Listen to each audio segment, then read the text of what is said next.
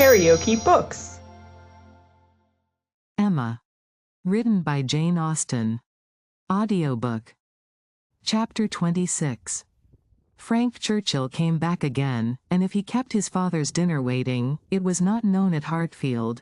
For Mrs. Weston was too anxious for his being a favourite with Mr. Woodhouse, to betray any imperfection which could be concealed.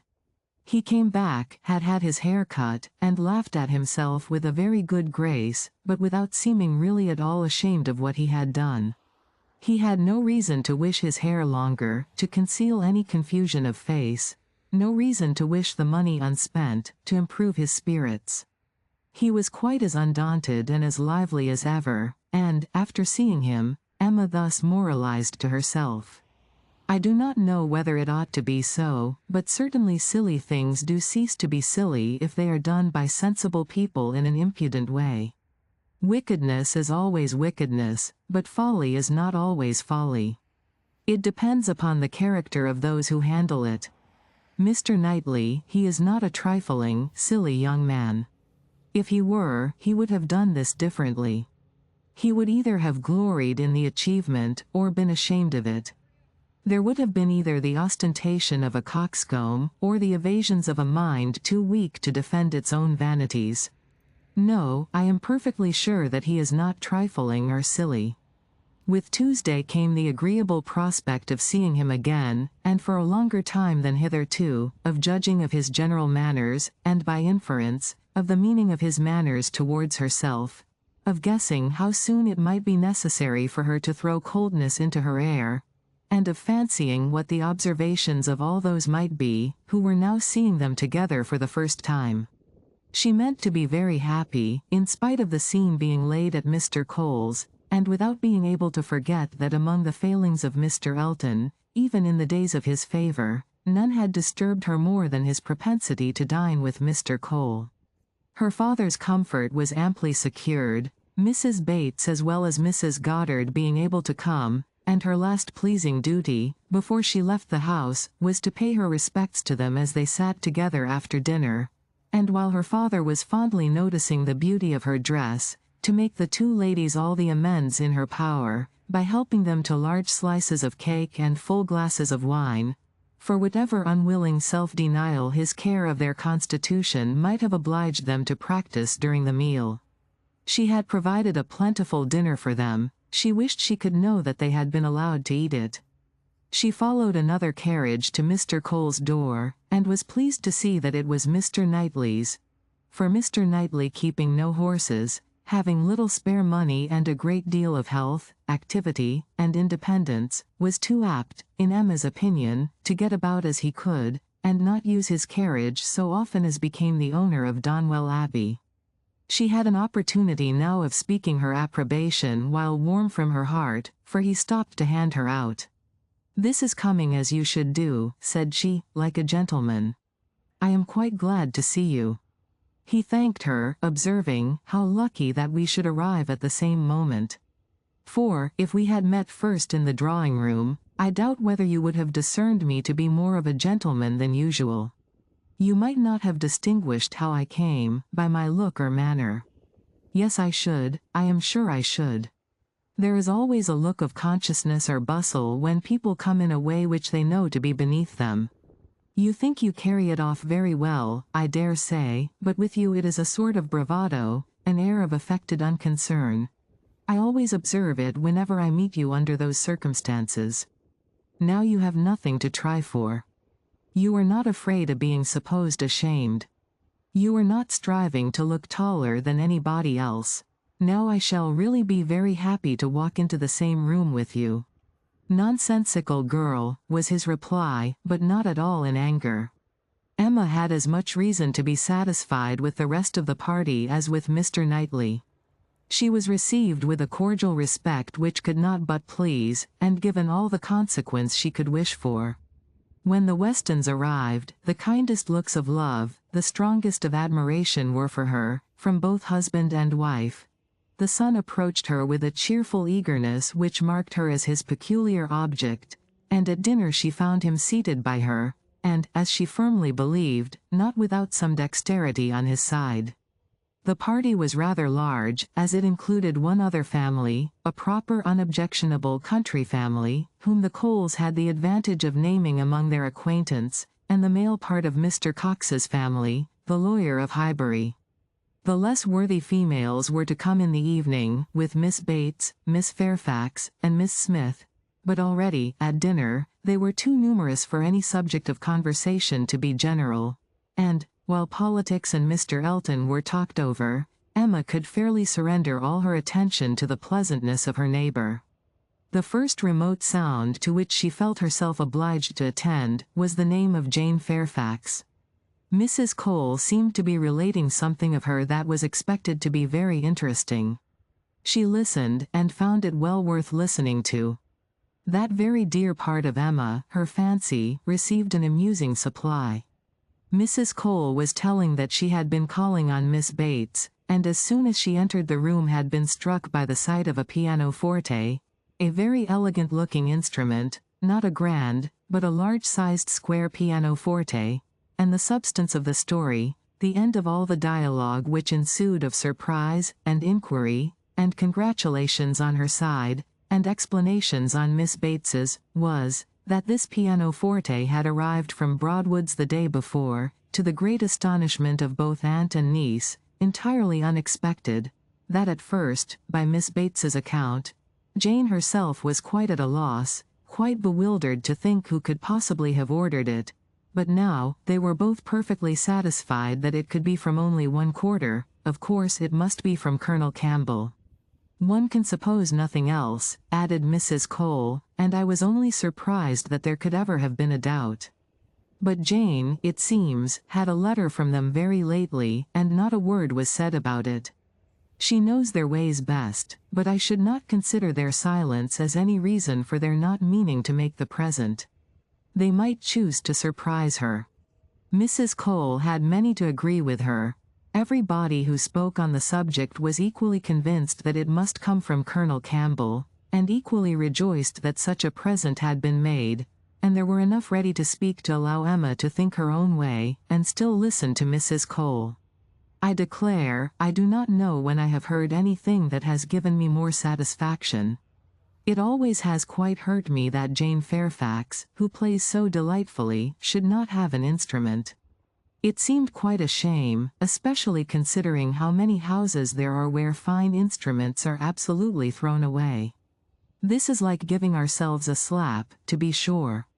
And it was but yesterday I was telling Mr. Cole, I really was ashamed to look at our new grand pianoforte in the drawing-room, while I do not know one note from another, and our little girls, who are but just beginning, perhaps may never make anything of it, and there is poor Jane Fairfax, who is mistress of music, has not anything of the nature of an instrument, not even the pitifullest old spinet in the world, to amuse herself with.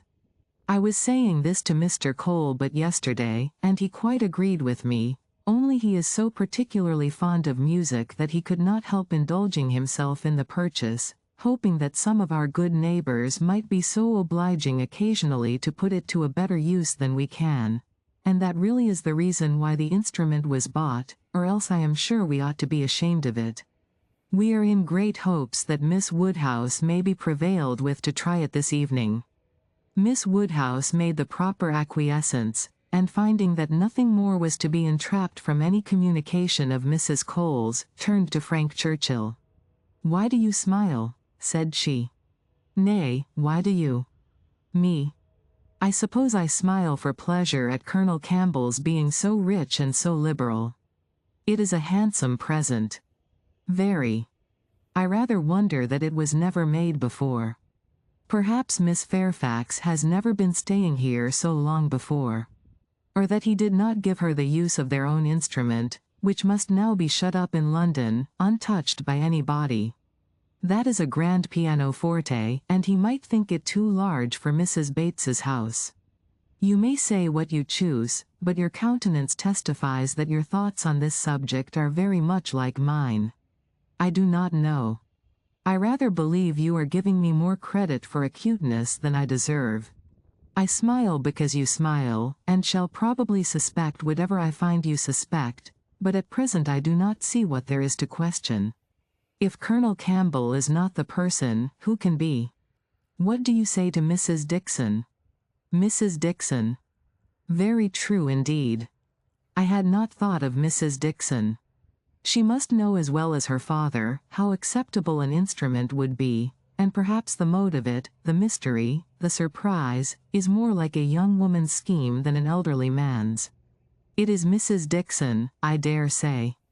I told you that your suspicions would guide mine. If so, you must extend your suspicions and comprehend Mr. Dixon in them. Mr. Dixon. Very well. Yes, I immediately perceive that it must be the joint present of Mr. Dot and Mrs. Dixon. We were speaking the other day, you know, of his being so warm an admirer of her performance.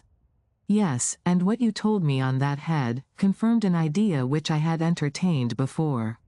I do not mean to reflect upon the good intentions of either Mr. Dixon or Miss Fairfax, but I cannot help suspecting either that, after making his proposals to her friend, he had the misfortune to fall in love with her, or that he became conscious of a little attachment on her side. One might guess 20 things without guessing exactly the right, but I am sure there must be a particular cause for her choosing to come to Highbury instead of going with the Campbells to Ireland.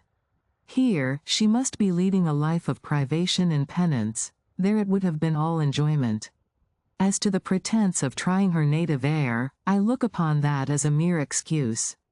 In the summer it might have passed, but what can anybody's native air do for them in the months of January, February, and March?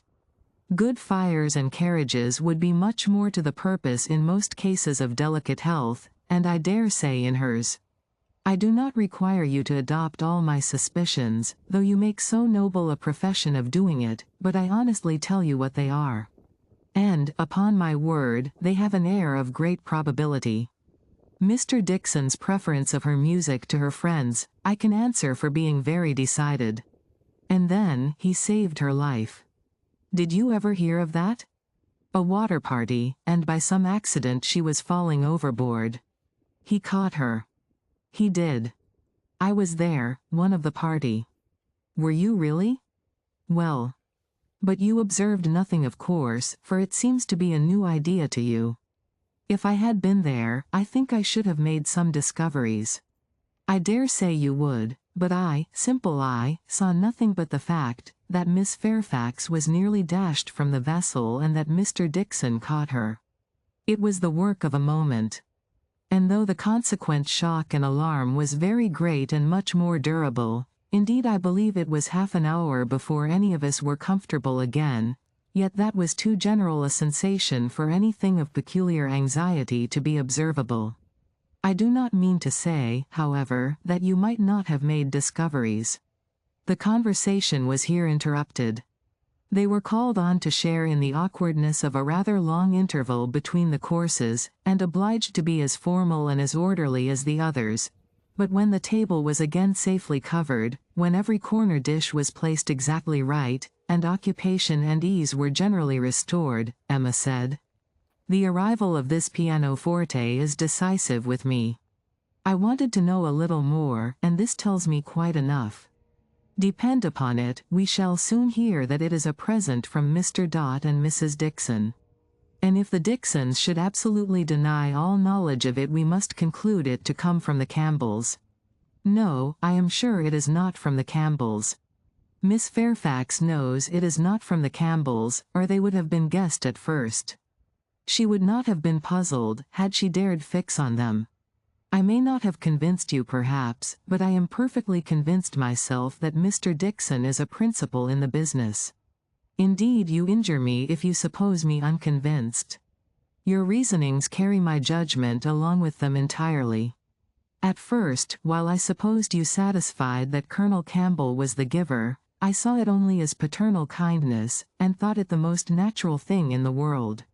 But when you mentioned Mrs. Dixon, I felt how much more probable that it should be the tribute of warm female friendship.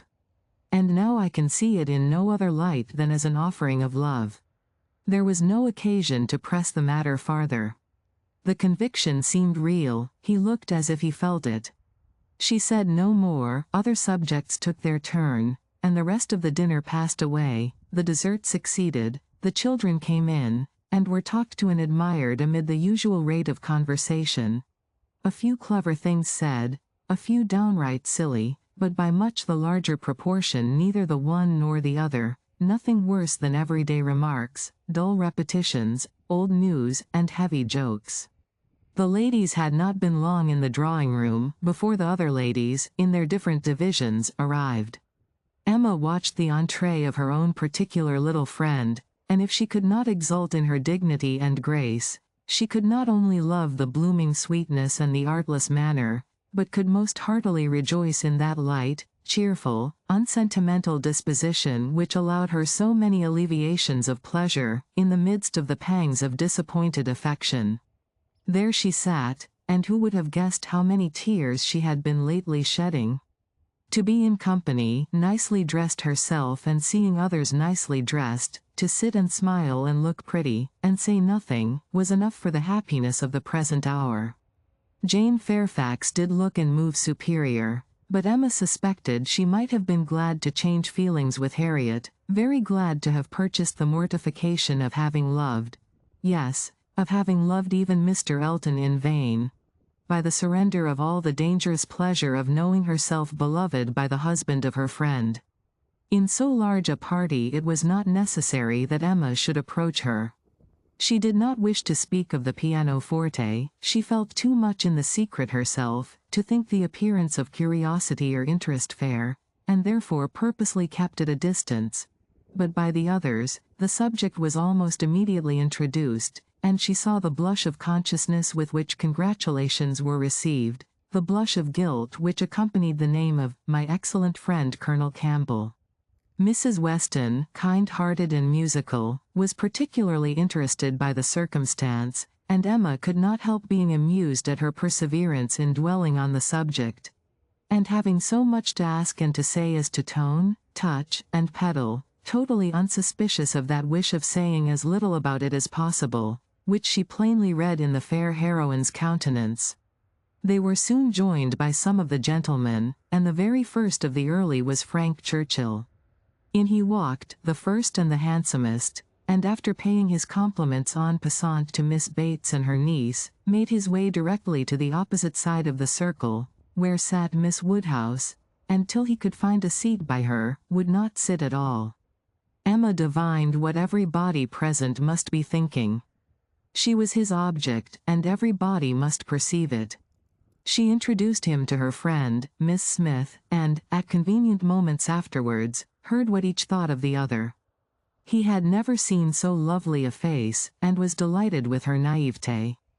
And she, only to be sure it was paying him too great a compliment, but she did think there were some looks a little like Mr. Elton. Emma restrained her indignation, and only turned from her in silence. Smiles of intelligence passed between her and the gentleman on first glancing towards Miss Fairfax, but it was most prudent to avoid speech. He told her that he had been impatient to leave the dining-room, hated sitting long, was always the first to move when he could, that his father, Mr. Knightley, Mr. Cox, and Mr. Cole, were left very busy over parish business, that as long as he had stayed, however, it had been pleasant enough, as he had found them in general a set of gentlemanlike, sensible men, and spoke so handsomely of Highbury altogether, thought it so abundant in agreeable families, that Emma began to feel she had been used to despise the place rather too much. She questioned him as to the society in Yorkshire, the extent of the neighbourhood about Enscombe, and the sort, and could make out from his answers that, as far as Enscombe was concerned, there was very little going on, that their visitings were among a range of great families, none very near, and that even when days were fixed, and invitations accepted, it was an even chance that Mrs. Churchill were not in health and spirits for going, that they made a point of visiting no fresh person, and that, though he had his separate engagements, it was not without difficulty, without considerable address at times, that he could get away, or introduce an acquaintance for a night. She saw that Enscombe could not satisfy, and that Highbury, taken at its best, might reasonably please a young man who had more retirement at home than he liked. His importance at Enscombe was very evident. He did not boast, but it naturally betrayed itself, that he had persuaded his aunt where his uncle could do nothing, and on her laughing and noticing it, he owned that he believed, excepting 1 or 2 points, he could with time persuade her to anything. One of those points on which his influence failed, he then mentioned. He had wanted very much to go abroad, had been very eager indeed to be allowed to travel, but she would not hear of it. This had happened the year before. Now, he said, he was beginning to have no longer the same wish. The unpersuadable point, which he did not mention, Emma guessed to be good behavior to his father. "I have made a most wretched discovery," said he, after a short pause. "I have been here a week tomorrow, half my time. I never knew days fly so fast. A week tomorrow. And I have hardly begun to enjoy myself. But just got acquainted with Mrs. Weston and others. I hate the recollection. Perhaps you may now begin to regret that you spent 1 whole day, out of so few, in having your hair cut." "No," said he, smiling, "that is no subject of regret at all. I have no pleasure in seeing my friends, unless I can believe myself fit to be seen." The rest of the gentlemen being now in the room, Emma found herself obliged to turn from him for a few minutes, and listen to Mr. Cole. When Mr. Cole had moved away, and her attention could be restored as before, she saw Frank Churchill looking intently across the room at Miss Fairfax, who was sitting exactly opposite. "What is the matter?" said she. He started. "Thank you for rousing me," he replied. "I believe I have been very rude, but really Miss Fairfax has done her hair in so odd a way, so very odd a way, that I cannot keep my eyes from her. I never saw anything so outre. Those curls. This must be a fancy of her own. I see nobody else looking like her. I must go and ask her whether it is an Irish fashion. Shall I? Yes, I will, I declare I will, and you shall see how she takes it, whether she colors." He was gone immediately, and Emma soon saw him standing before Miss Fairfax, and talking to her, but as to its effect on the young lady, as he had improvidently placed himself exactly between them, exactly in front of Miss Fairfax, she could absolutely distinguish nothing. Before he could return to his chair, it was taken by Mrs. Weston. "This is the luxury of a large party," said she. "One can get near everybody, and say everything. My dear Emma, I am longing to talk to you. I have been making discoveries and forming plans, just like yourself, and I must tell them while the idea is fresh. Do you know how Miss Bates and her niece came here? How? They were invited, were not they? Oh.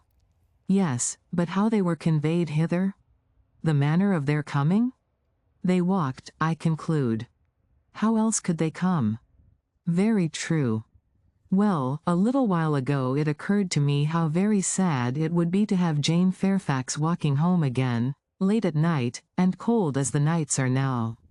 And as I looked at her, though I never saw her appear to more advantage, it struck me that she was heated, and would therefore be particularly liable to take cold. Poor girl!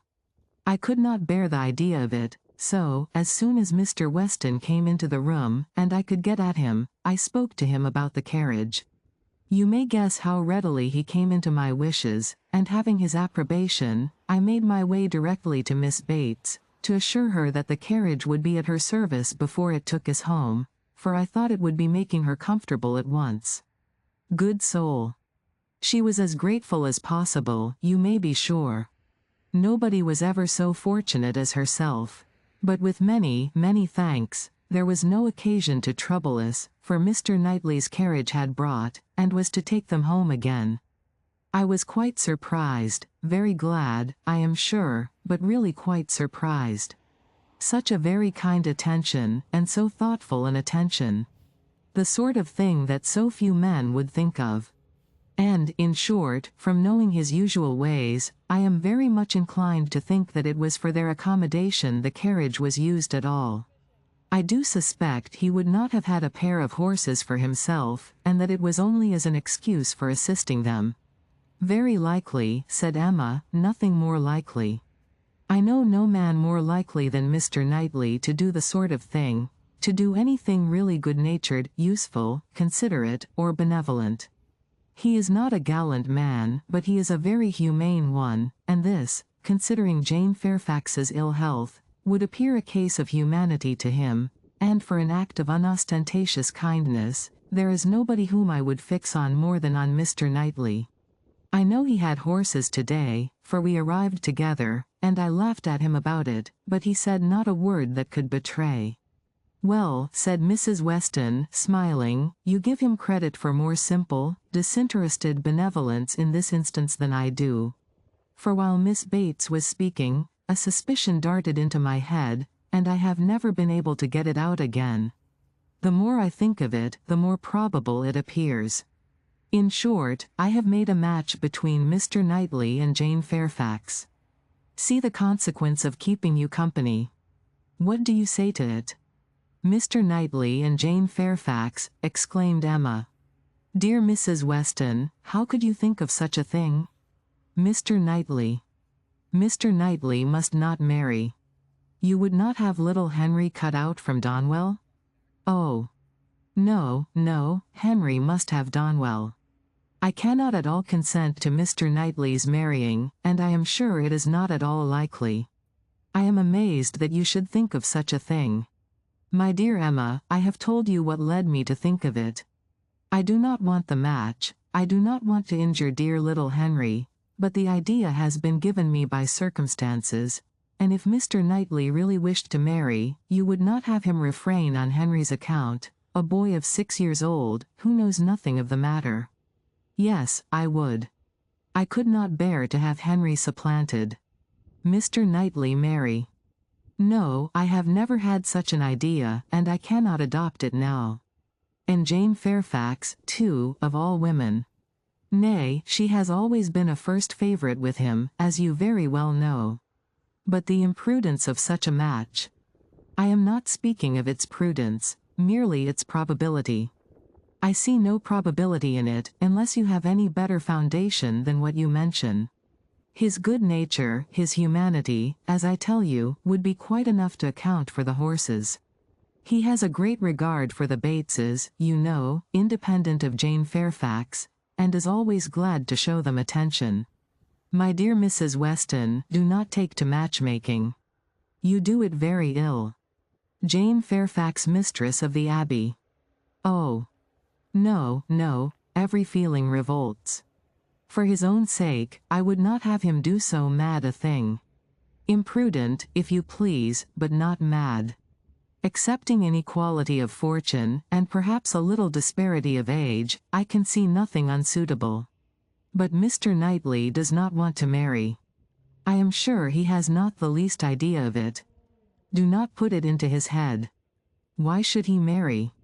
He is as happy as possible by himself, with his farm, and his sheep, and his library, and all the parish to manage, and he is extremely fond of his brother's children. He has no occasion to marry, either to fill up his time or his heart. My dear Emma, as long as he thinks so, it is so, but if he really loves Jane Fairfax. Nonsense. He does not care about Jane Fairfax. In the way of love, I am sure he does not. He would do any good to her, or her family, but— Well, said Mrs. Weston, laughing, perhaps the greatest good he could do them, would be to give Jane such a respectable home. If it would be good to her, I am sure it would be evil to himself, a very shameful and degrading connection. How would he bear to have Miss Bates belonging to him? To have her haunting the Abbey, and thanking him all day long for his great kindness in marrying Jane? So very kind and obliging. But he always had been such a very kind neighbor. And then fly off, through half a sentence, to her mother's old petticoat. Not that it was such a very old petticoat either, for still it would last a great while, and, indeed, she must thankfully say that their petticoats were all very strong. For shame, Emma. Do not mimic her. You divert me against my conscience. And, upon my word, I do not think Mr. Knightley would be much disturbed by Miss Bates. Little things do not irritate him.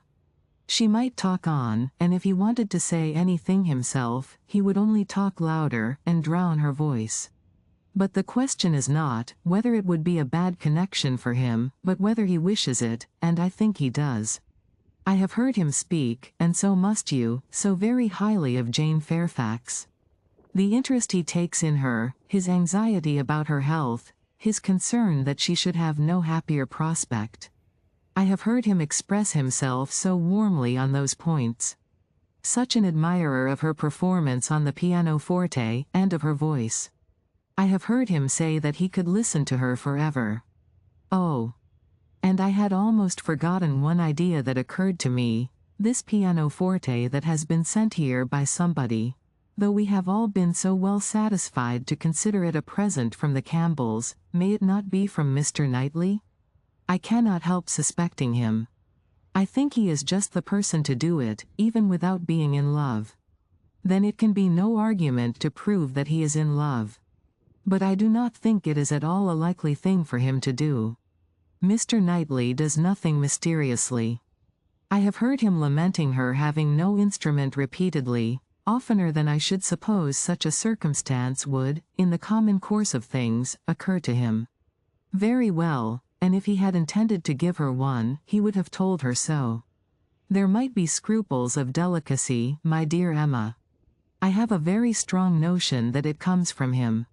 I am sure he was particularly silent when Mrs. Cole told us of it at dinner. You take up an idea, Mrs. Weston, and run away with it, as you have many a time reproached me with doing. I see no sign of attachment, I believe nothing of the pianoforte, and proof only shall convince me that Mr. Knightley has any thought of marrying Jane Fairfax. They combated the point some time longer in the same way, Emma rather gaining ground over the mind of her friend, for Mrs. Weston was the most used of the two to yield, till a little bustle in the room showed them that tea was over, and the instrument in preparation. And at the same moment Mr. Cole approaching to entreat Miss Woodhouse would do them the honour of trying it. Frank Churchill, of whom, in the eagerness of her conversation with Mrs. Weston, she had been seeing nothing, except that he had found a seat by Miss Fairfax, followed Mr. Cole, to add his very pressing entreaties, and as, in every respect, it suited Emma best to lead, she gave a very proper compliance. She knew the limitations of her own powers too well to attempt more than she could perform with credit. She wanted neither taste nor spirit in the little things which are generally acceptable, and could accompany her own voice well. One accompaniment to her song took her agreeably by surprise, a second, slightly but correctly taken by Frank Churchill. Her pardon was duly begged at the close of the song, and everything usual followed. He was accused of having a delightful voice, and a perfect knowledge of music, which was properly denied, and that he knew nothing of the matter, and had no voice at all, roundly asserted. They sang together once more, and Emma would then resign her place to Miss Fairfax, whose performance, both vocal and instrumental, she never could attempt to conceal from herself, was infinitely superior to her own. With mixed feelings, she seated herself at a little distance from the numbers round the instrument, to listen. Frank Churchill sang again. They had sung together once or twice, it appeared, at Weymouth. But the sight of Mr. Knightley among the most attentive, soon drew away half Emma's mind, and she fell into a train of thinking on the subject of Mrs. Weston's suspicions, to which the sweet sounds of the united voices gave only momentary interruptions. Her objections to Mr. Knightley's marrying did not in the least subside. She could see nothing but evil in it. It would be a great disappointment to Mr. John Knightley, consequently to Isabella. A real injury to the children, a most mortifying change, and material loss to them all, a very great deduction from her father's daily comfort, and, as to herself, she could not at all endure the idea of Jane Fairfax at Donwell Abbey. A Mrs. Knightley for them all to give way to. No, Mr. Knightley must never marry. Little Henry must remain the heir of Donwell. Presently Mr. Knightley looked back, and came and sat down by her. They talked at first only of the performance.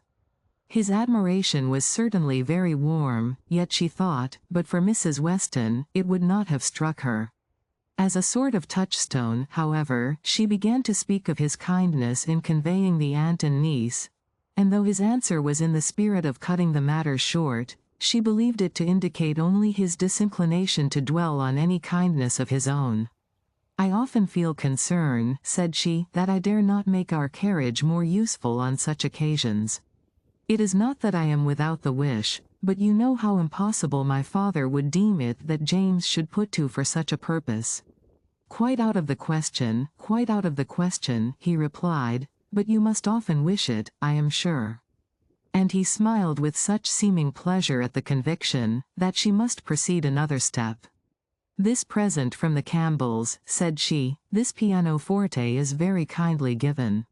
"Yes," he replied, and without the smallest apparent embarrassment. "But they would have done better had they given her notice of it. Surprises are foolish things. The pleasure is not enhanced, and the inconvenience is often considerable. I should have expected better judgment in Colonel Campbell." From that moment, Emma could have taken her oath that Mr. Knightley had had no concern in giving the instrument. But whether he were entirely free from peculiar attachment, whether there were no actual preference, remained a little longer doubtful. Towards the end of Jane's second song, her voice grew thick. "That will do," said he, when it was finished, thinking aloud, "you have sung quite enough for one evening, now be quiet." Another song, however, was soon begged for. One more. They would not fatigue Miss Fairfax on any account, and would only ask for one more. And Frank Churchill was heard to say, "I think you could manage this without effort. The first part is so very trifling. The strength of the song falls on the second." Mr. Knightley grew angry. "That fellow," said he, indignantly, "thinks of nothing but showing off his own voice. This must not be." And touching Miss Bates, who at that moment passed near, "Miss Bates, are you mad, to let your niece sing herself hoarse in this manner? Go, and interfere. They have no mercy on her." Miss Bates, in her real anxiety for Jane, could hardly stay even to be grateful, before she stepped forward and put an end to all farther singing. Here ceased the concert part of the evening, for Miss Woodhouse and Miss Fairfax were the only young lady performers, but soon, within 5 minutes, the proposal of dancing, originating nobody exactly knew where, was so effectually promoted by Mr. Dodd and Mrs. Cole, that everything was rapidly clearing away, to give proper space.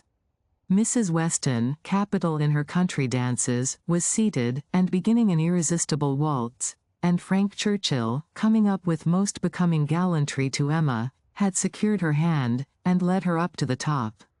While waiting till the other young people could pair themselves off, Emma found time, in spite of the compliments she was receiving on her voice and her taste, to look about, and see what became of Mr. Knightley.